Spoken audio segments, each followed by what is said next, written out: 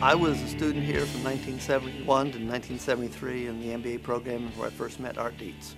Art came here in 1954 to start the MBA program. At that time, he did it all. He was the head of the MBA program, hired the students, or hired the faculty, set up the curriculum. Art hired me back in '83. He was basically a one-man show. He did everything. He was like the de facto dean, the MBA program director. He also taught virtually every finance course that was offered in the area at that time.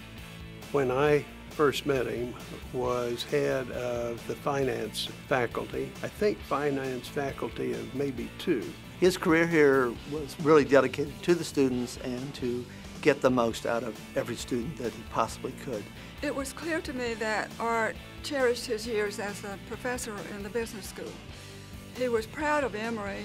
He was proud of the business school. He was proud of his students. I had the great fortune of one being his student for a couple of years, and then following being his research associate in Lausanne, Switzerland for a full year. So I got to know Art extremely well. His passion was just about everything that he did. First and foremost, his love of teaching. He was very passionate about that. Whatever he did, he had fun doing it. Another thing I remember about Art is his ability as a ping pong player. No one could touch him. And of course, he took everyone's money. I'd be remiss if I didn't talk about his tennis game. Talk about his passion. He loved tennis. He played in both the USTA and Alta tennis leagues until he was 80.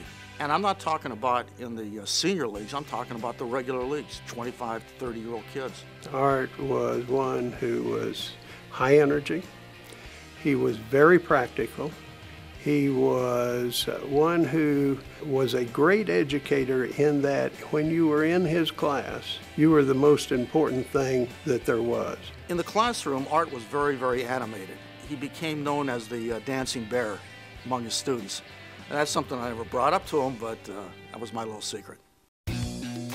I admired Art most because he was such a wonderful role model for his students. He knew his subject and he was enthusiastic about his subject, and I believe that made him more believable in the classroom. He clearly wanted to ensure that any student that came here had every opportunity to finish, and he and his wife was very formidable in setting up a scholarship fund and a loan fund for students to help them ensure that they'd be able to finish school. He was a very kind person.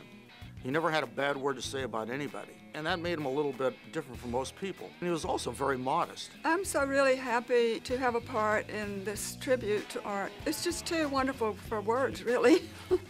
It's like a beautiful topping on top of all his other accomplishments, and I wish he were here to take the award himself.